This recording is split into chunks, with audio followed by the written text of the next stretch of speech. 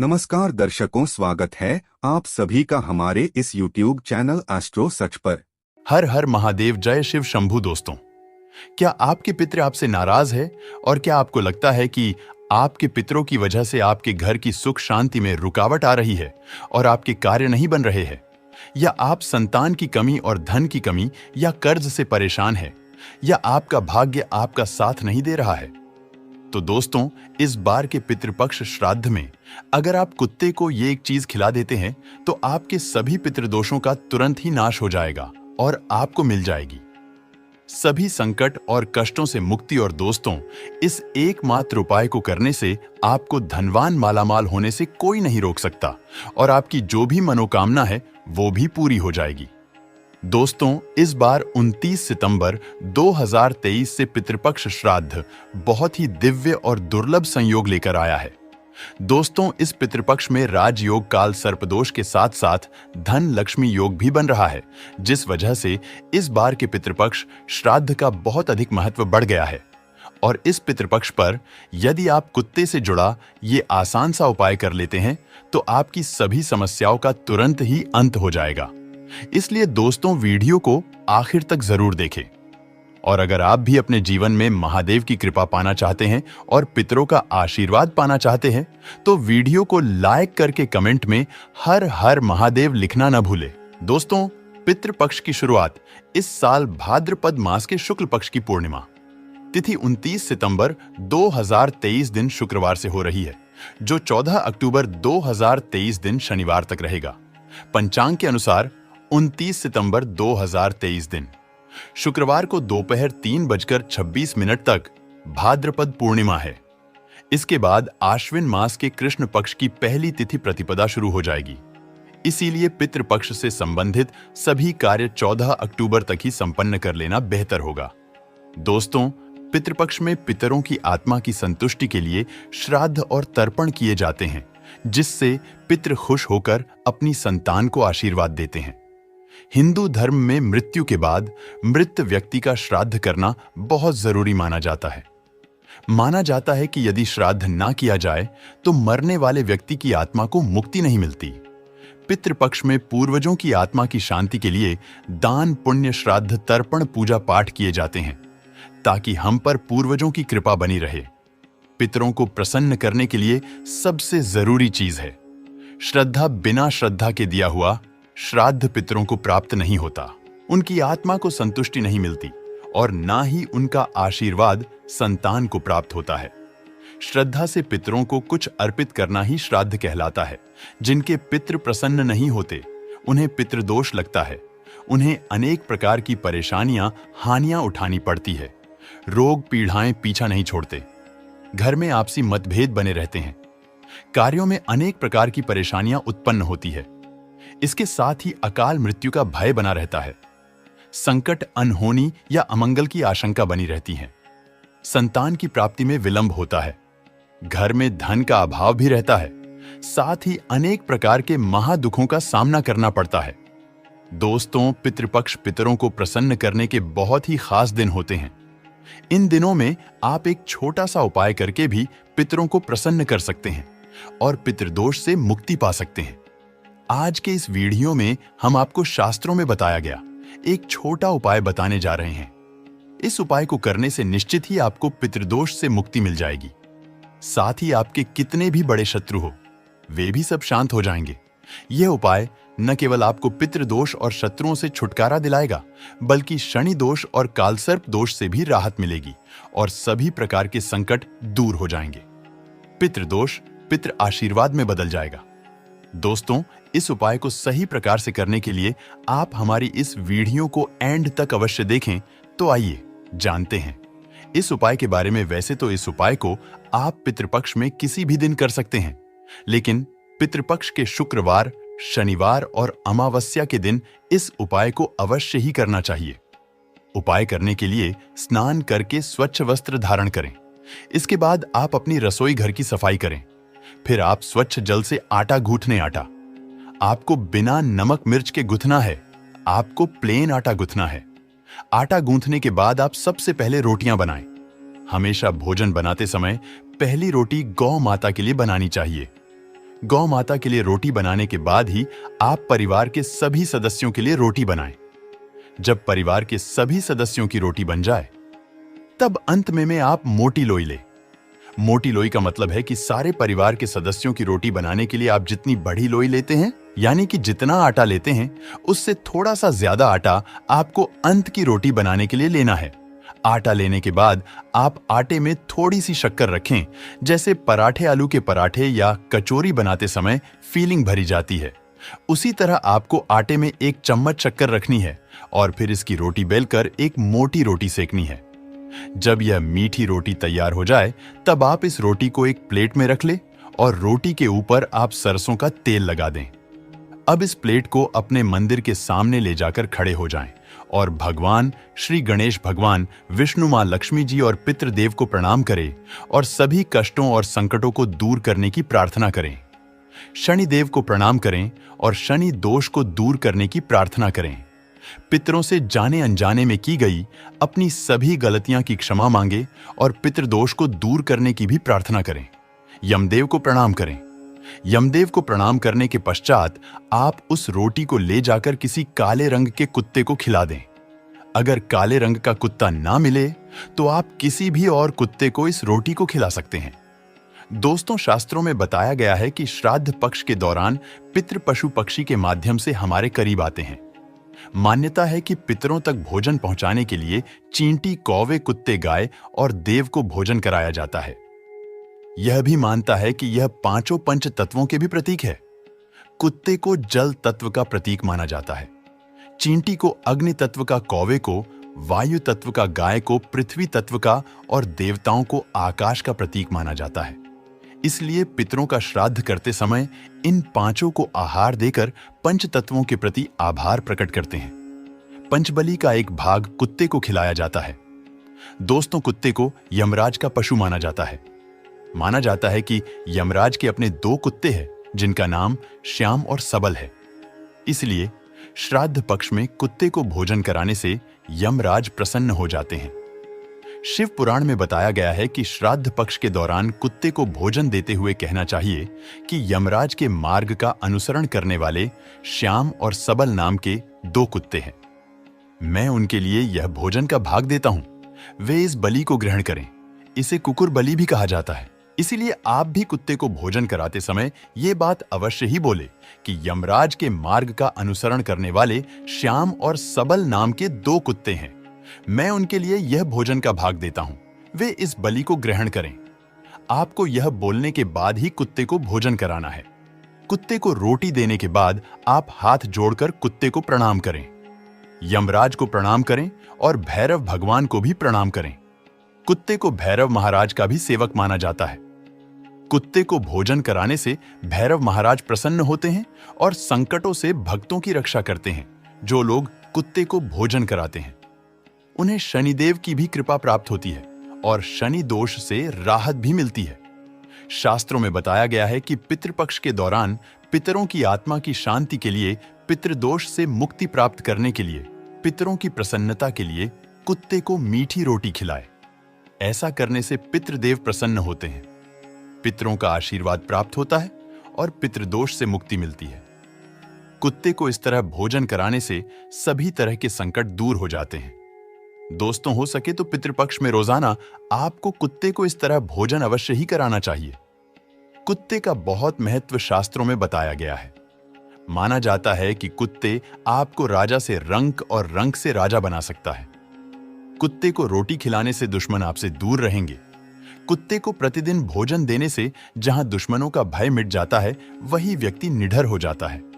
माना जाता है कि जो व्यक्ति अपने घर में कुत्ते को पलते हैं, यानी कि कुत्ते को पलते हैं, कुत्ता उस घर के रोगी सदस्य की बीमारी अपने ऊपर ले लेता है।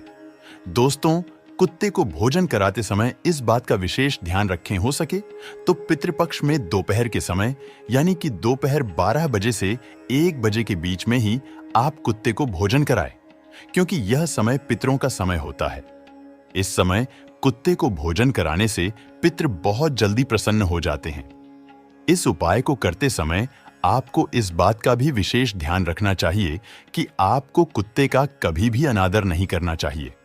जैसे कुछ लोग होते हैं जो रास्ता चलते कुत्तों के ऊपर पत्थर फेंकते हैं, या फिर अपने घर में कुत्ते पालते तो हैं लेकिन उन्हें लात से मारते हैं। ऐसा भूलकर भी नहीं करना चाहिए। जो व्यक्ति ऐसा करता है उससे यमराज और भैरव महाराज नाराज हो जाते हैं। तो दोस्तों, ये थे कुत्ते से जुड़े कुछ अचूक और असरदार उपाय जिन्हें आपको इस पितृपक्ष में जरूर करना चाहिए, ताकि आप सभी पितृदोष से मुक्त हो सके और जीवन में तरक्की का आनंद ले सके। दोस्तों, वही पितृपक्ष के दौरान हमें इन सब्जियों से परहेज करना चाहिए ताकि हमें पितृदोष न लगे। पितृपक्ष के दौरान ये सब्जियां, जिसमें शकरकंद, मूली, गाजर, शलजम, चुकंदर, अरबी, सूरण, इस तरह की सभी सब्जियों को खाने से परहेज करना चाहिए। इसके अलावा इन सब्जियों का भोग भी नहीं लगना चाहिए और न ही पितृपक्ष के श्राद्ध भोज में इसे किसी ब्राह्मण को खिलाना चाहिए। अगर आप ऐसा करते हैं तो आपके पूर्वज इससे नाराज हो सकते हैं। लहसुन प्याज वर्जित। दोस्तों, पितृपक्ष में लहसुन प्याज का सेवन करने की मनाही रहता है। इसे तामसिक माना जाता है। पितृपक्ष के समय पूरी तरह से सादगी से रहना चाहिए। भोजन भी सदा ही ग्रहण करना चाहिए। लहसुन प्याज का इन दिनों में पूरी तरह से त्याग करना चाहिए। चने और मसूर दाल से रहें दूर। दोस्तों, पितृपक्ष में चने की दाल, चने का सत्तू, चने की मिठाई, चने से बने खाद्य पदार्थों का सेवन करना वर्जित बताया गया है। चने के साथ साथ पितृपक्ष में मसूर की दाल भी नहीं खानी चाहिए। इस दौरान किसी भी चीज को कच्चा नहीं खाना चाहिए। इस समय पके भोजन का ही सेवन करना चाहिए। दोस्तों, आइए जानते हैं कि कुंडली में पितृदोष का निर्माण कैसे होता है और इससे कैसे बचा जा सकता है। दोस्तों, हिंदू धर्म में पूर्वजों का बहुत महत्व दिया जाता है। उनकी आत्मा की शांति के लिए व्यक्ति श्राद्ध पिंडदान करते हैं। हर महीने की अमावस्या तिथि के अलावा पितृपक्ष के 15 दिन पितरों को ही समर्पित होता है। इस समय पितरों की आत्मा की शांति के लिए और उनका आशीर्वाद पाने के लिए श्राद्ध, तर्पण, पिंडदान, दान पुण्य आदि किया जाता है। वहीं पितरों के नाराज होने पर कुंडली में पितृदोष का निर्माण हो जाता है। पितृदोष के कारण जीवन में कई तरह की समस्या उत्पन्न हो जाती है। इसके साथ ही मनुष्य कई तरह के कष्टों का सामना करता है। ऐसे में आइए जानते हैं कि कुंडली में पितृदोष का निर्माण कैसे होता है और इससे कैसे बचा जा सकता है। ज्योतिष शास्त्र के अनुसार जब हमारे पूर्वजों की आत्माएं तृप्त नहीं होती, 84 लाख योनियों में भटकते रहते हैं, तो ये आत्माएं पृथ्वी लोक में रहने वाले अपने वंश के लोगों को कष्ट देती हैं। इसी कष्ट को ज्योतिष शास्त्र में पितृदोष कहा गया है। मान्यताओं के अनुसार मृत्यु लोक से हमारे पूर्वजों की आत्माएं अपने परिवार के सदस्यों को देखती रहती हैं। जो लोग अपने पूर्वजों का अनादर, उनके बताए गए रास्ता पर नहीं चलते हैं या उन्हें कष्ट पहुंचाते हैं, जिस कारण इससे दुखी दिवंगत आत्माएं उन्हें शाप देती हैं, इसी शाप को पितृदोष माना जाता है। ज्योतिष शास्त्र के अनुसार जब किसी व्यक्ति की कुंडली के लग्न भाव और 5वें भाव में सूर्य, मंगल और शनि विराजमान होते हैं तो पितृदोष का निर्माण हो जाता है। इसके अलावा कुंडली के अष्टम भाव में गुरु और राहु एक साथ आकर बैठते हैं तो भी पितृदोष का निर्माण होता है। जब कुंडली में राहु केंद्र में या त्रिकोण में मौजूद होता है तो पितृदोष बनता है। इसके अलावा जब सूर्य, चंद्रमा और लग्नेश का राहु से संबंध होता है तो जातक की कुंडली में पितृदोष बनता है। जब कोई व्यक्ति अपने से बड़ों का अनादर करता है या फिर उसकी हत्या कर देता है तो ऐसे व्यक्ति को पितृदोष लगता है और जीवन नरक बन जाता है। जब किसी व्यक्ति की कुंडली में पितृदोष का निर्माण होता है तो ऐसे व्यक्ति को अपने जीवन में कई तरह की बाधाओं का सामना करना पड़ता है। ऐसे व्यक्ति के विवाह में देरी होती है, विवाह टूट सकती है, तलाक की स्थिति उत्पन्न हो जाती है, वैवाहिक जीवन में हमेशा तनाव बना रहता है। ऐसी महिलाओं को गर्भधारण में समस्याएं आती हैं, बच्चे की अकाल मृत्यु हो सकती है, जीवन में कर्ज और नौकरी में परेशानियां आती रहती हैं। इसके अलावा ऐसे लोगों के घर में या परिवार में आकस्मिक निधन या दुर्घटना हो सकती है। लंबे समय से किसी बीमारी के चलते परेशान रह सकते हैं। परिवार में विकलांग या अनचाहे बच्चे का जन्म हो सकता है। ऐसे व्यक्ति को बुरी आदतों की लत भी लग सकती है। पितृदोष होने पर मिलते हैं ये संकेत। यदि किसी जातक की कुंडली में पितृदोष हो तो उसे अपनी जीवन में कई तरह के कष्ट झेलने पड़ते हैं। पितृदोष के कारण शादी में भी बाधा आती है। ऐसे में विवाह में देरी होने लगती है, समय से शादी नहीं हो पाती है। पितृदोष के कारण वंश वृद्धि रुक जाती है। ऐसे में संतान प्राप्ति में बाधा आ जाती है। इसके साथ ही संतान के करियर से संबंधित भी समस्या उत्पन्न हो जाती है। अगर किसी जातक के कुंडली में पितृदोष होता है तो वह कई तरह की बीमारियों से ग्रसित हो जाते हैं। समय समय पर उनका सेहत बिगड़ने लगता है। धीरे धीरे वह मानसिक तनाव में आना शुरू हो जाते हैं। पितृदोष से मुक्ति के लिए करें उपाय। पितृदोष धन हानि और परिवार की तरक्की में रुकावट का कारण बनता है। कई कोशिशों के बाद भी व्यक्ति को सफलता नहीं मिल पाती है। पितरों के नाराज होने से व्यक्ति कंगाली की ओर चला जाता है। इसके साथ ही परिवार को आर्थिक तंगी का भी सामना करना पड़ता है। पितृदोष के कारण पारिवारिक कलह बनने लगते हैं। घर में झगड़े होते हैं। यदि बार बार बिना कारण के घर में झगड़े हो रहे हों तो यह पितरों की नाराजगी का संकेत माना जा सकता है। पितृदोष होने के कारण परिवार के सदस्यों के बीच तनाव की स्थिति बन जाते हैं। इसके साथ ही कोई न कोई सदस्य हमेशा बीमार रहता है, किसी बड़ी बीमारी से ग्रस्त रहता है। पितृदोष होने से जातक के रोजगार में बाधा आती है। उन्हें मन मुताबिक नौकरी नहीं मिल पाती है। पितृदोष से मुक्ति के लिए करें ये आसान उपाय। पितृदोष से मुक्ति पाने के लिए प्रतिदिन पीपल के पेड़ में जल चढ़ाना चाहिए। जल में काले तिल को मिलाकर दक्षिण दिशा में अर्घ्य देने से भी पितृदोष से मुक्ति मिलती है। अमावस्या और पितृपक्ष में श्राद्ध पिंडदान आदि कर्म करने से भी पितृदोष से मुक्ति पाया जा सकता है। इसके साथ ही इस उपाय को करने से न केवल पितृदोष से मुक्ति मिलती है, साथ ही इससे पितर भी प्रसन्न होते हैं। पितृदोष को दूर करने के लिए पितृपक्ष में स्वर्ण दान करना भी सबसे लाभकारी माना जाता है। कुंडली में पितृदोष से मुक्ति के लिए व्यक्ति को अपने घर में हर अमावस्या पर श्रीमद् भागवत के गजेंद्र मोक्ष अध्याय का पाठ करना चाहिए। पितृदोष से मुक्ति के लिए जरूर करें। ये काम प्रत्येक चतुर्दशी, अमावस्या और पूर्णिमा के एक दिन पहले पीपल पर दूध चढ़ाना चाहिए। ऐसा करने से न केवल पितृदोष से छुटकारा मिलेगी बल्कि कालसर्प दोष से भी मुक्ति मिलेगी।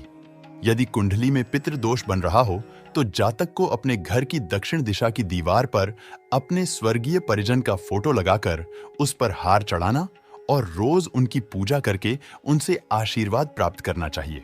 इससे नाराज पितर प्रसन्न हो जाते हैं। पितृदोष के उपाय के लिए व्यक्ति को काले कुत्ते को उड़द के आटे से बने रोटी हर शनिवार को खिलाने से शनि, राहु, केतु तीनों ग्रहों का नकारात्मक प्रभाव कम होता है और साथ ही मनुष्य पितृदोष से मुक्ति पा लेता है। पितृदोष को कम करने या मुक्ति पाने के लिए सर्व पितृ अमावस्या पर पितरों को खुश करने के लिए उनके चित्र पर पुष्प अर्पित करना चाहिए। आप अपनी राशि के अनुसार पितृदोष निवारण के उपाय करके दोष का निवारण कर सकते हैं। राशि के अनुसार करें श्राद्ध मेष। इस राशि के जातक श्राद्ध पक्ष के दौरान रांगे की धातु से बना सिक्का पानी में प्रवाहित करें। साथ ही श्राद्ध पक्ष में प्रतिपदा के दिन अपने परिजनों के नाम से गरीबों को भोजन करवाएं। वृषभ, इस राशि के जातक श्राद्ध पक्ष में किसी भी दिन बटुक भैरव मंदिर में जाकर दही गुड़ का भोग लगाएं। पितरों के नाम से 21 बच्चों को भोजन कराकर उन्हें सफेद वस्त्र भेंट करें। इससे पितृदोष खत्म होता है। मिथुन, इस राशि के जातक पितृदोष से मुक्ति पाने के लिए इस बार पितरों के नाम से श्राद्ध पक्ष में किसी भी दिन पक्षियों को बाजरा खिलाएं। उनके पानी की व्यवस्था करें।